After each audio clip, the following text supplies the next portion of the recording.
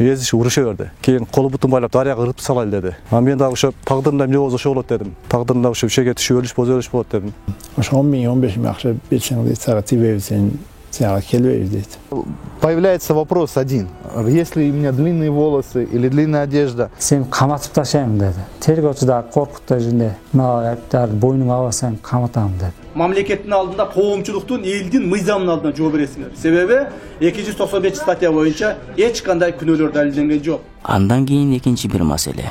Өткөндө якын инкар тууралуу бир иликтөөнү чыгарганыбыздан кийин СНБнын кээ бир кызматкерлерине ал видео жакпаганбы? Я в шоке был, я не знаю.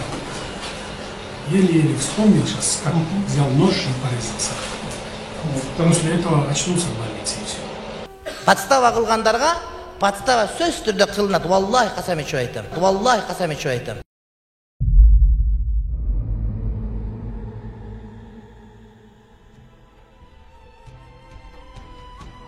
Бисмиллахир-рахманир-рахим. Алла Таалага чексиз мактоолор болсун.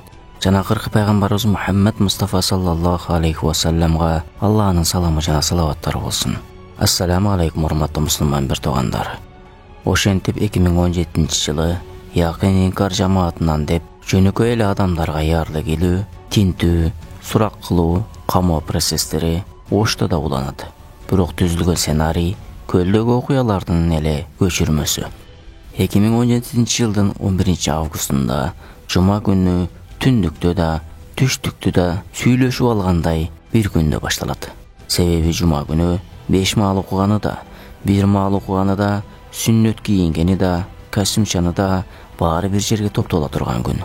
Жана дааваттын тартиби боюнча жума күнү дааватчылар мечитке чогулуш өткөрмөй адаты бар экен. Муну ошондон пайдаланып, СНБнын балдары мечитке бастырып киришет. Бул жерде да уруп согуу, түшүнүксүз кагаздарга кол койдуруу, органдар тарабынан коркутуулар жана башкалары кайталанат.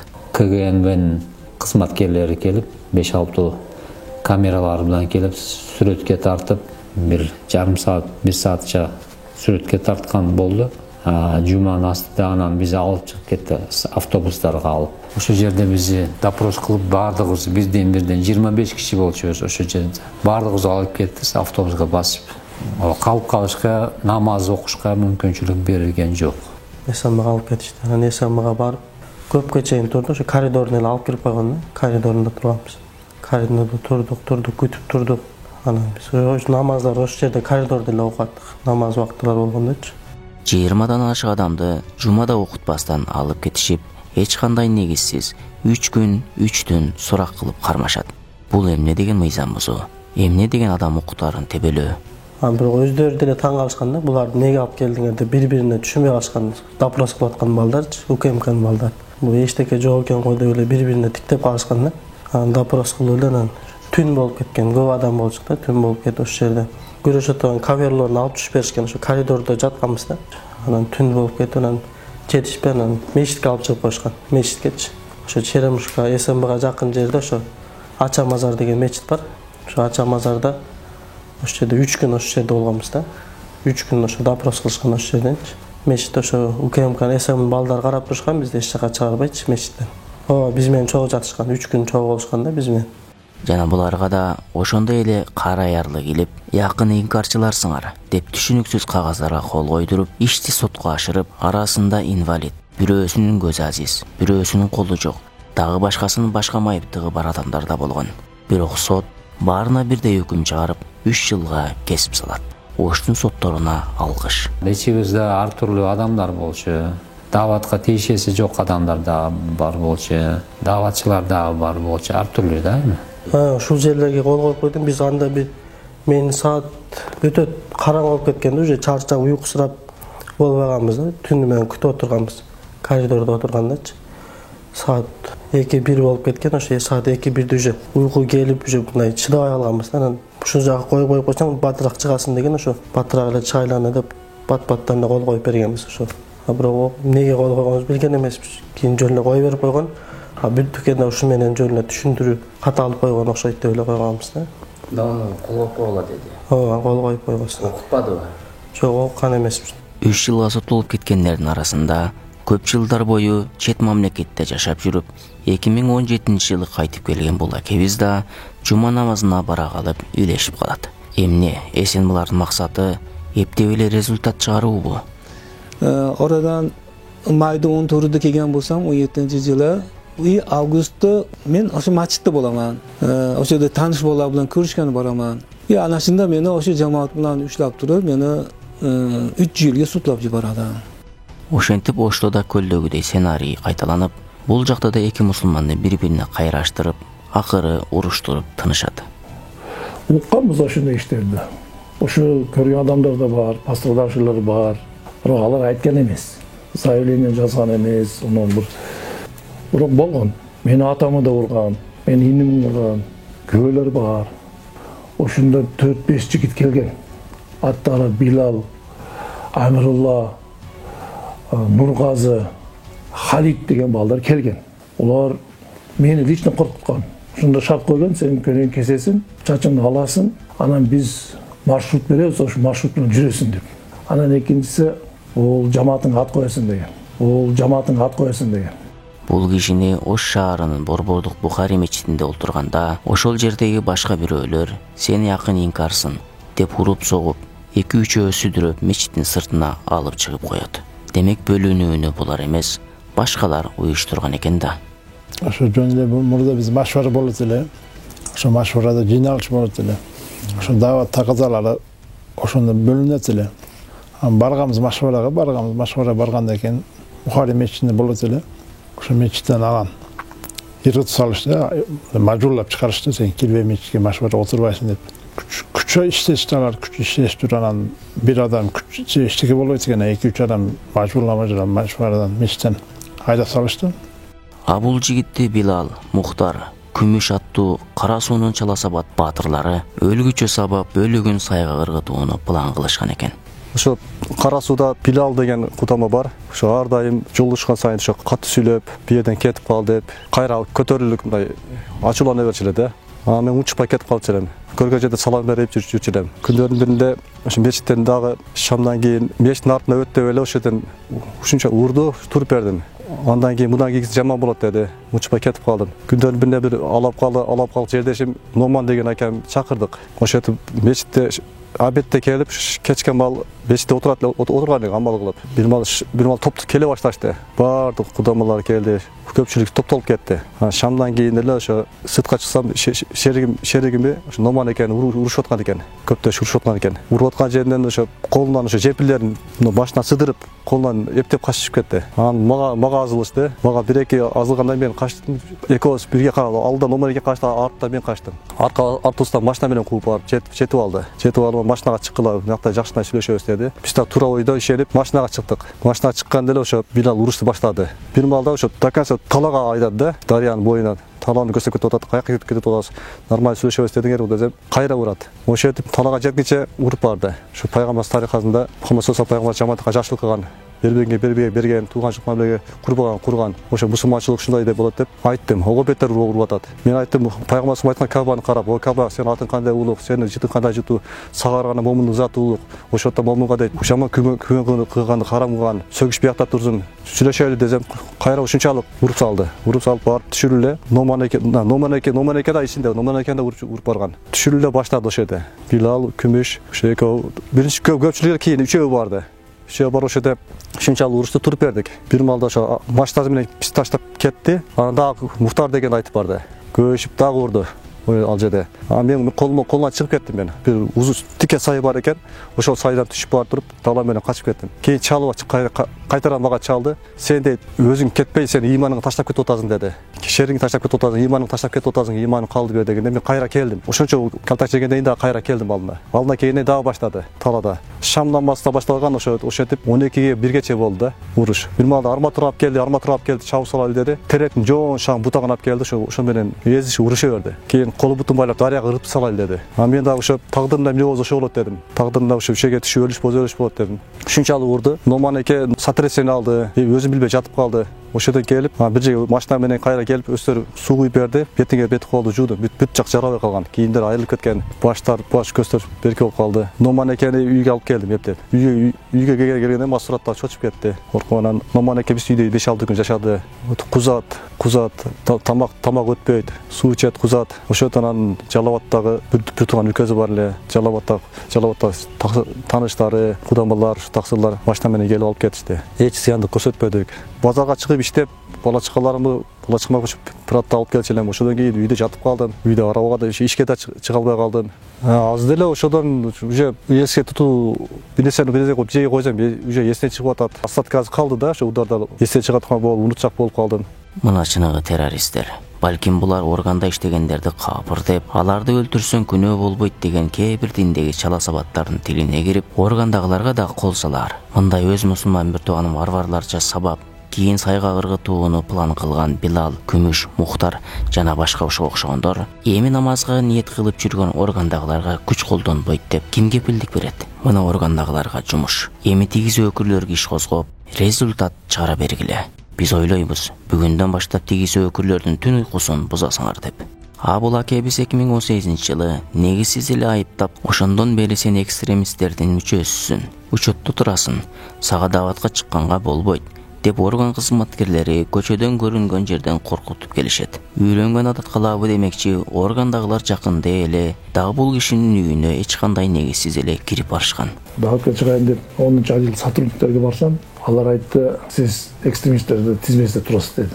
Мен айттым, мен соттолбогон болсом, кантип мен экстремисттерди тизмеске түшүп калам. Ага жооп берип койгула десем, жооп беришкен жок. Ошол негизде прокуратурага арыз жаздым. Эмне себептен диний эрким чектеп атат.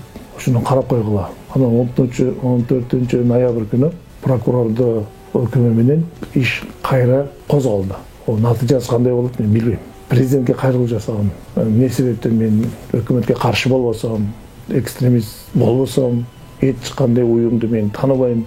Аллах Таала Куранда бөлөнбөгүлө деп айтып атат. Бөлөнбөгүлө деп айткан болсо, кантип бөлөнөт? Мен палан жамаат, бөкүн жамаат. Ол туура эмес болот. Таң калдым, кандай мен экстремист болам деп. Ошентип 2022-жылы кайрадан бирөөлөргө жакын инкар деген кара ярлык тийилүү түштүктө да, түндүктө да бир убакта башталат.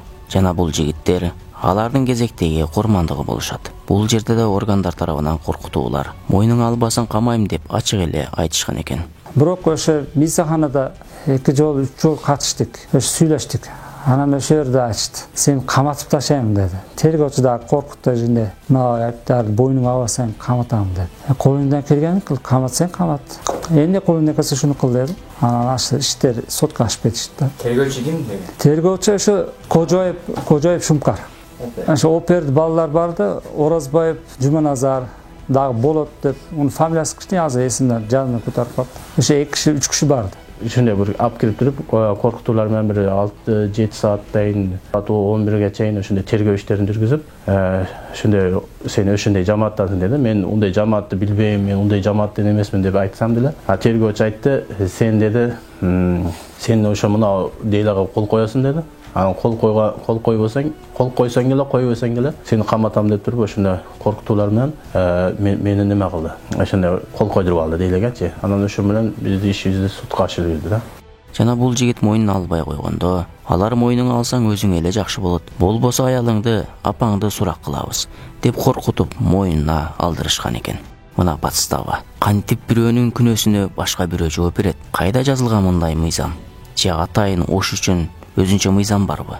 Мойнуңа ал деп туруп кайра айтты. Биз мойнуңа аласың деди. Анан мен кол койгосун деди, кол койдум. Анан Onun keyin deleni okuyup görsem büt bardı men aytpagan sözдөр деле барды ичинде. Окуганга мүмкүнчүлүк берген деле жок да. Мен сен деди тергөөчү айтты да, сен агер мойнуңа албай турган болсаң, сени аялыңы чакырып тергөө кылабыз дейт. Анан мен апаң алып кел тергөө кылабыз дейт. Анан мен ойлодум да, анан мен апамды чакырып эле койгула, аялымды деле чакырып эле койгула. Мен onu мойнума алып коем, мен мойнума эле алам дедим. Анан мен болуп туруп макул болуп коюп, буларга ишенгем да. Ишенип неме кылсам, бул мойнуңа алыш дегени Ошо сен экстремисттик акымды мойнуңа алып койгон болот экенсиң да мени. Ошентип күнөөлүмүн, жакын инкар жамаатынан чыктым. Мени кечиргиле деп аялын, апасын, бала чакасын ойлоп мойнуна алгандан кийин мунун иши токтобой эле кайра соттолгонго жол ачылат. мындайда сотторго да Кудай берип калат эмеспи?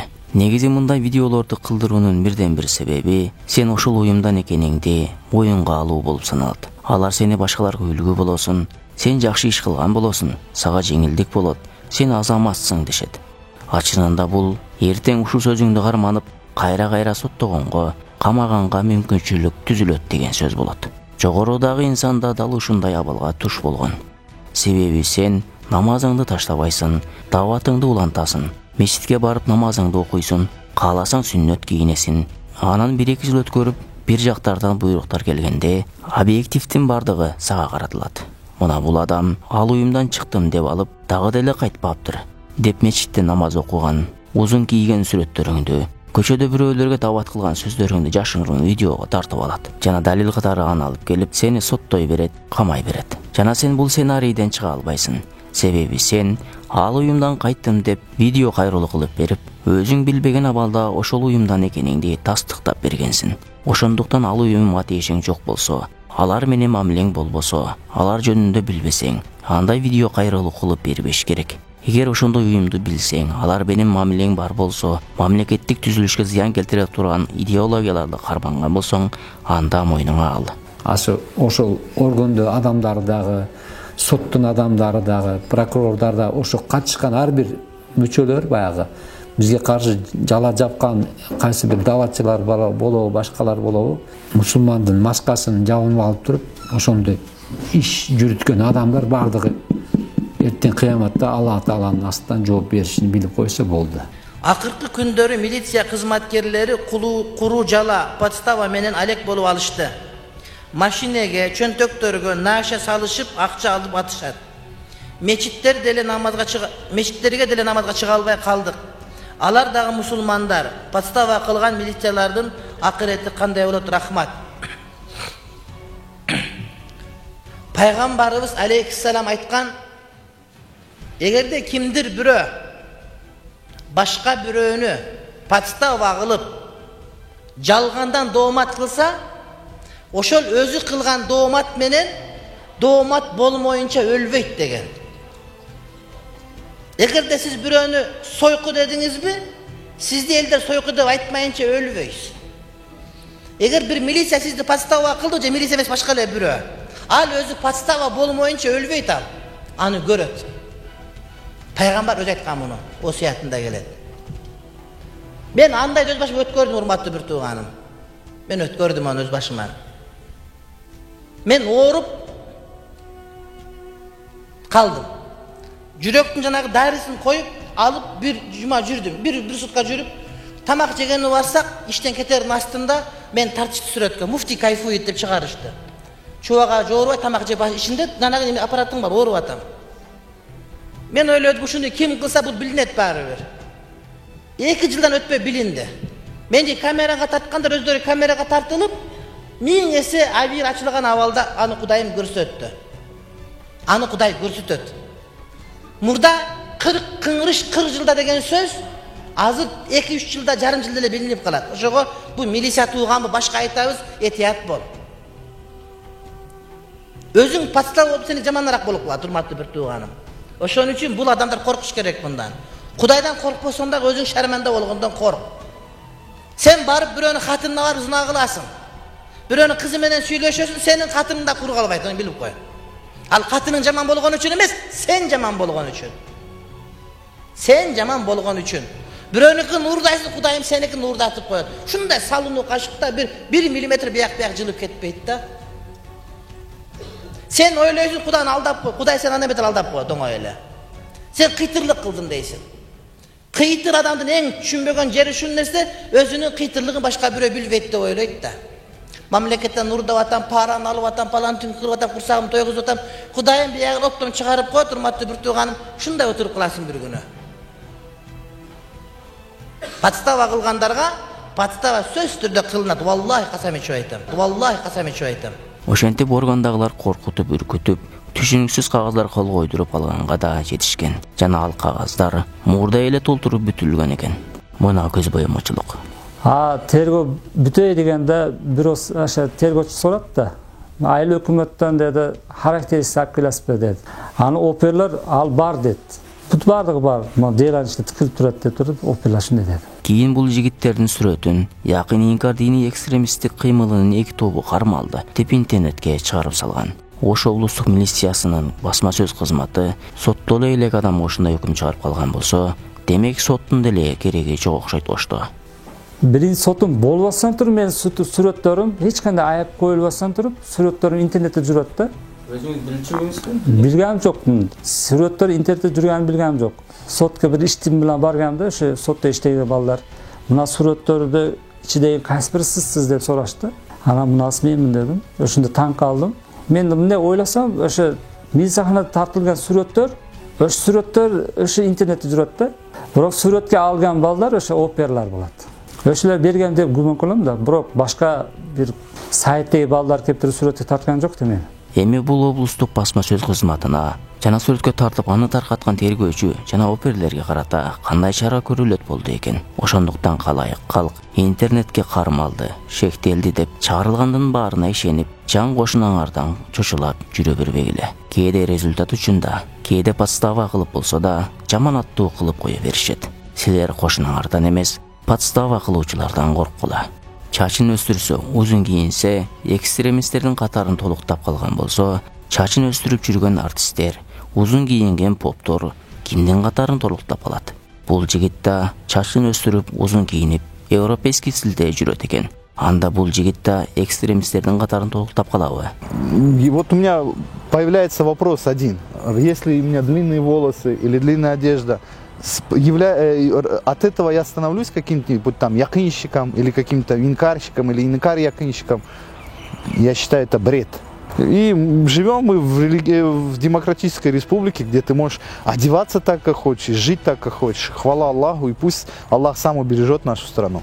Бүгүнкү күндө Оштун орган кызматкерлери кай жакта жүрөсүн, эмне көрүнбөйсүн, каматып жиберем деген дежурный сөздөрү менен көрүнгөн жерде дааватчыларды басынтып сүйлөп, акча берсең сага тийбейбиз деп ачык эле айтышчу болуптур.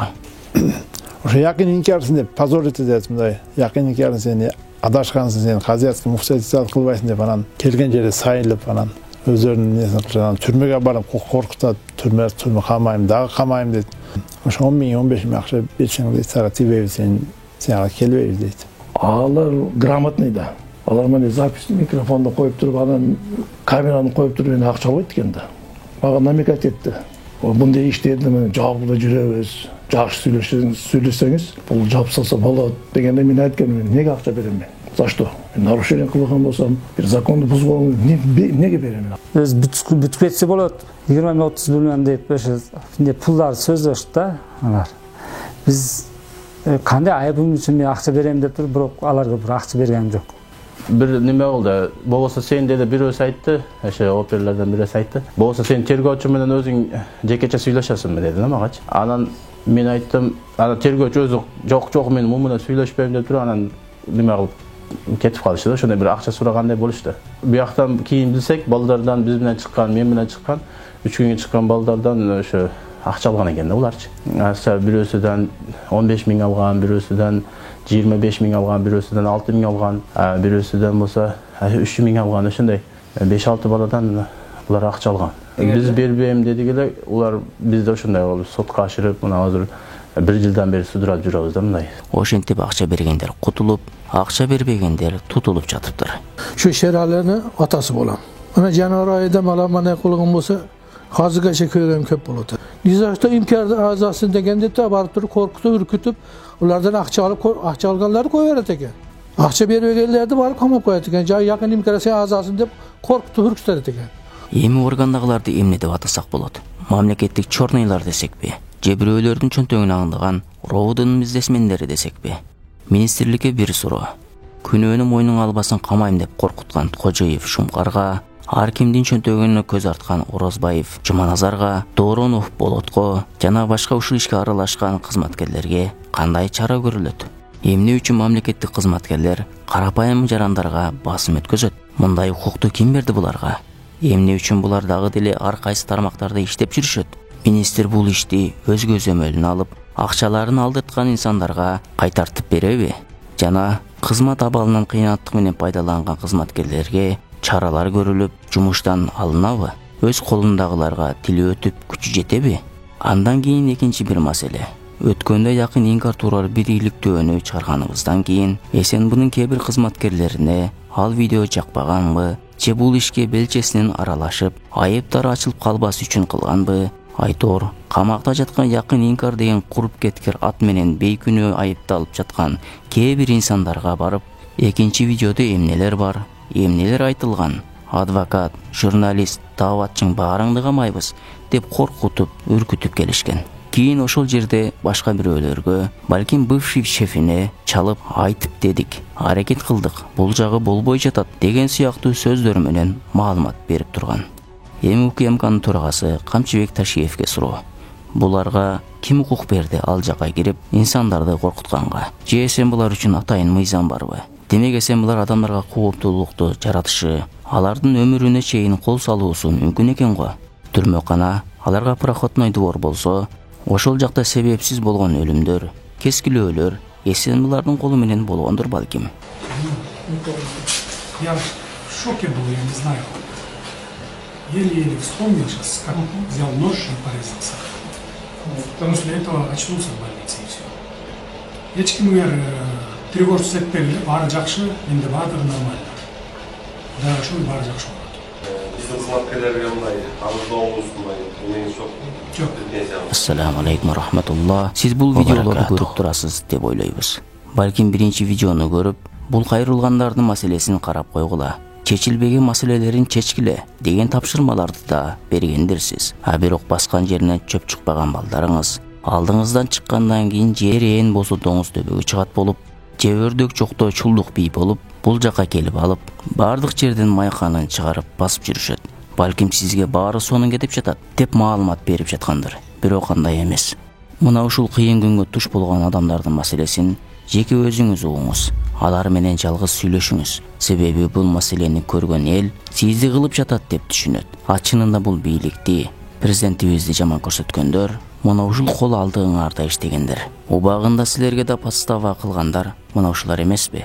Бүгүнкү биздин 9 ай ушу тордун артында отурганыбыз Алла Тааланын бизге берген сыноосудур. 295 статьянын берененин эч кандай составы бул иште жок экендигин өзүңүздөр так көрүп билип турасыздар. Бизди тордун артында кармап туруу гана максат болгон. Силер дагы мамлекеттин алдында коомчулуктун, элдин мыйзамынын алдында жооп бересиңер. Себеби 295 статья боюнча эч кандай күнөөлөр далилденген жок. Бул былгытмаларды өзүңүз көзөмөлдөп, өзүңүз жок кылбасаңыз, булар канча бийликтин башын жеп, былк этпей иштеп келе жатат. Балки мамлекет үчүн эң чоң зыян келтиргендер мына ушулар болуп жүрбөсүн. Садыр Жапаров кайрылуусу ошол өзүлөр ошо көп кыйынчылыктардан кийин ушул бийликке келгенде кыйынчылыктарды көрүп, ошо түрмөдө кандай эмне болгонун билген, өзүнүн семьясынан көп кыйынчылыктар көргөн, ошо түрмөгө түшкөн ар бир адамдын акыбалын жакшы билет деп билем да. Ошого мындай адилеттүү чечимди карап койсо деп ошо суранат элем да, кайрылып. Азыр менге окшоп жана түрмөдө отурган балдар бар. Ушуларга бир жеңилдик кылса, ошо бизди караштырып көрсө, жөндөн-жөн камалып кете берсек, жөндөн-жөн мисалы элден эсөчүн окуурсак, жөндөн-жөн элдерден адашкан десе, болсо алдай адам жүрөгү аурбадас экен. Ушу бизди ушунчалык, ушу бизди актап берсе, канчалаган бир туугандар ушу камалып жатат. Ата-энеси, аял бала чакалары үйлөрүндө отуруп атат. Аларды компетентный, грамотный сотрудниктарды алса деп ойлойм да. Себеби алар диндарларды кармай турган болсо, алар динди да жакшы түшүнүш керек.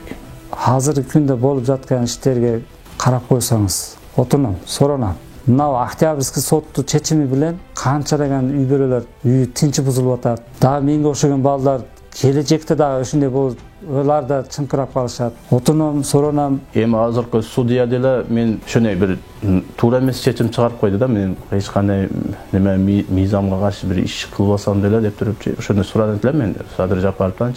Ушуларга деле бизде мына айыл чекелеп деп туруп ошондой бизнес кылып аткандарды, ошолорду мындай мыйзам чегинде ошондой карап бериштерин суранат элем дейчи булар. Садыр Жапаровга миң рахмат. Ташибек ага, мана ака-эке болуп иним болуп жүрөт. Мен Ташибекти мени качандан бери билем. Телефон şu жакын имкар деген сөздү жокко чыгарып беришти каалайт элем да мен. Ассаламу алейкум рахматуллах ва баракатух.